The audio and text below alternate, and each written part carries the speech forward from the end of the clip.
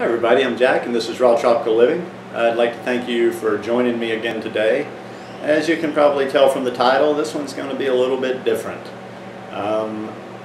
If you want a little bit of background on this one, even though I didn't give a ton of it, to talk a little bit about the experience, so right after it happened, you can refer back to my very second video on this channel.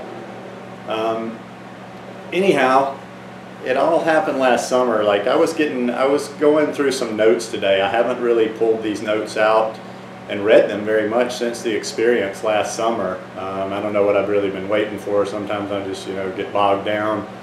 Anyway, I started reading back through them and I started thinking back on my one and only water fast that I've done. It was less than ideal conditions, but in some ways it was the perfect conditions. I'm going to try to keep it on an even keel here. I'm going to try not to get emotional about this, but this was a very powerful experience I had last summer. It was very powerful, and it showed me a lot of things about myself.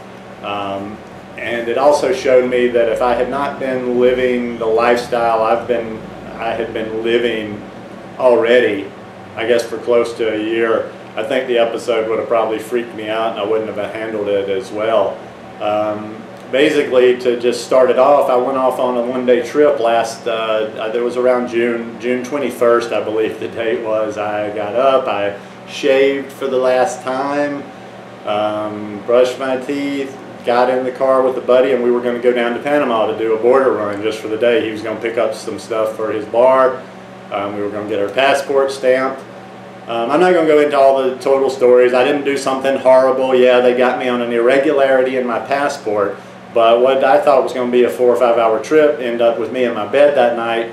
I get pinched in Panama, and I almost could have gotten out of it the first day. I didn't have enough access to money at the time to buy a plane ticket, so the first night I'm sitting in just I'm basically trying to sleep on concrete. I get put in a little holding cell. Next day I get taken to Panama City, where I'm put into an immigration detention center.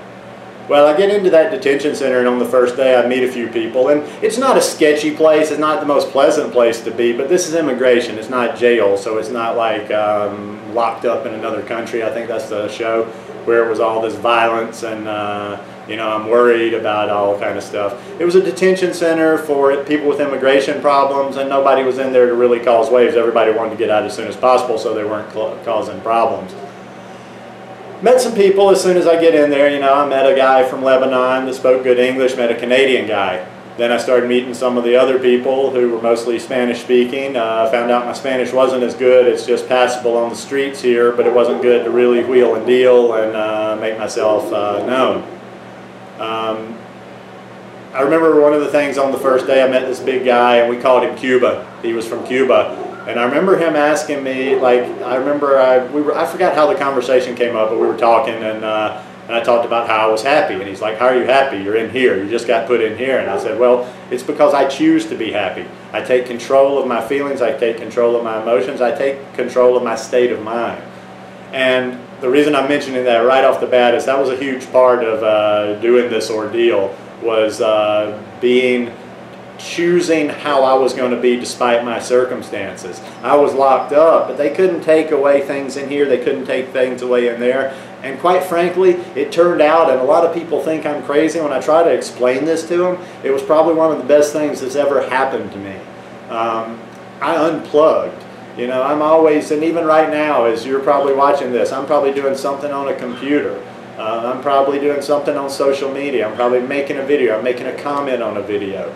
I'm writing an email. I'm checking something out. I'm doing something with an electronic device in my hand or on my desk.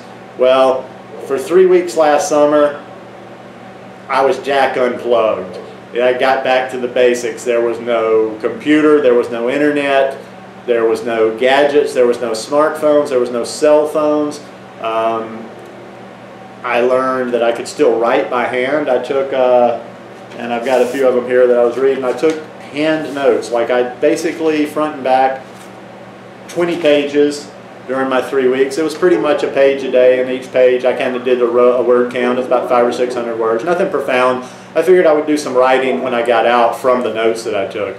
Okay, I'll try not to ramble too much and make this too long of a story, but just kind of trying to catch you up. So I get into the detention center, and I start meeting some people, and I say, okay, it's not as bad as it is. We're sleeping on basically an army cot. And we're not in cells, we're in these big dorm rooms, and in like each room or house, the cots, everybody's got their cots and where they stay. And there's probably like anywhere, depending on how many people are coming and going at the time, you know, anywhere from 8, 10, 15, 20 cots in each room. There was usually about 100, 125 people in the facility. Okay, so I start meeting these people, and for the first week, and at the time as I go in, I am so clean. I mean, I'm 100% raw. I've been juicing a lot. I mean, I've really been eating well before I go in, so I'm really clean. So I get in, and all of a sudden, you know, I don't have, and when I first get in, I'm thinking, oh, this is just going to be 2 days. This is just a little irregularity, blah, blah, blah. So I thought, but my stomach is not tolerating this food in there. I haven't had this kind of stuff in a while, and you know, down here, the staple is beans and rice. So I was trying to get and trade for as many bananas as possible during the day, and I was the first few days, and then I was getting maybe 5, 6 bananas a day. So I just went on low calories for a few days, and then I'm like, well, I can't do this. Had to start eating the beans and rice, and it just was not working. After a week, my stomach was just really messed up. So I think it was about on the 7th or the 8th day that I decided, I'm going to do, you know what, I'm not going to eat today. I'm just going to drink water and see if I can't just, you know, like feel a little better, get my stomach, I don't know what I thought that was going to do, because water, maybe I just thought it would start moving things. But anyhow, I just decided, just thought I'd go for one day with just water. So I go for my first day, and you know, even though I'm pretty clean, I guess I got a little bit dirty eating this stuff. I went through some pretty, not heavy detox on the first day. It was just more low-grade stuff. Like I had a low-grade headache most of the day. I think I had a little bit of fever. I was a little fuzzy at times. But one of the great things, now there's some conditions that weren't perfect. Obviously, I'm drinking tap water there. And the best I can figure, I was having about I'm having about 3 liters a day. I probably should have had more, and the water quality wasn't good. On the other hand, other conditions that were absolutely perfect for this was no obligations. You know, we're locked up. We ain't got nothing to do. And I'll talk a little bit more about this, but I got to a point where I could spend hours and hours and hours just laying on my cot, looking at the wall, meditating, praying. That's what it was all about in there. It was a lot of, my days consisted of meditation, reading, writing, and discussing various events with my new friend from Lebanon, who was pretty much the one that kept me sane while I was in there, because he was the only one that had writing materials. He had some books, so if it hadn't been for him being in there, I wouldn't have had writing materials or books. Anyway, back to the fast. It was perfect because, like I say, there were just lots of days of laying on that cot and looking at the wall. And as I got later into the water fast, I actually made a point to do as absolutely little as possible. I'm talking about even movement of my body.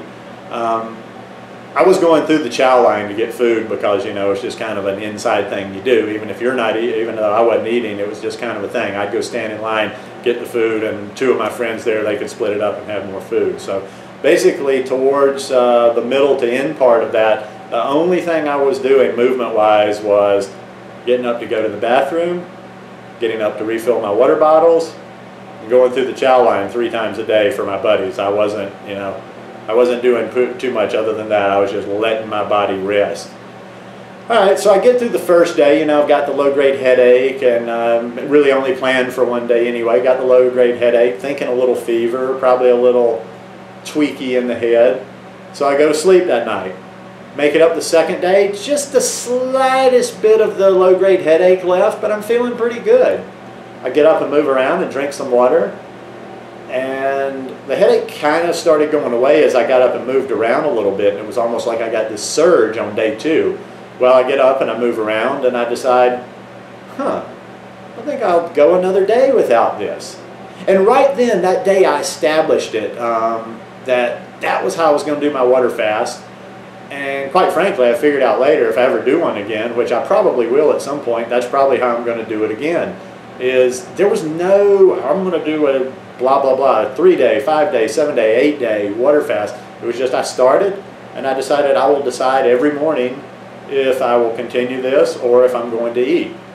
Okay, so we get on down into it, and a lot of people don't understand what I'm doing, and I'm not able to explain it great in Spanish, and I'm doing this, but I'm going through line, and more people are starting to notice.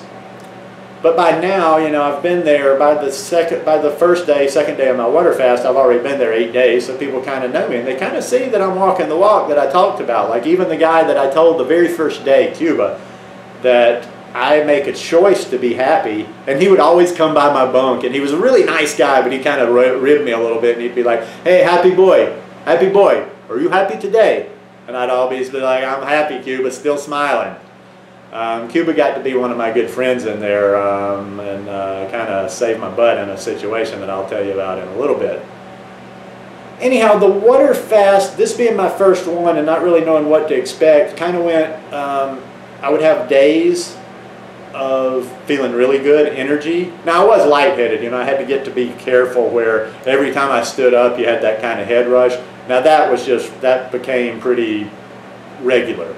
But I did have days where you just felt great, you felt like a lot of energy, you felt real clear, and then I had other days where that detox was happening again and I'd get real fuzzy. I mean, sometimes in my writing, and as I look back over these notes I took, in my writing, you could tell my thoughts were drifting. I was having a hard time concentrating.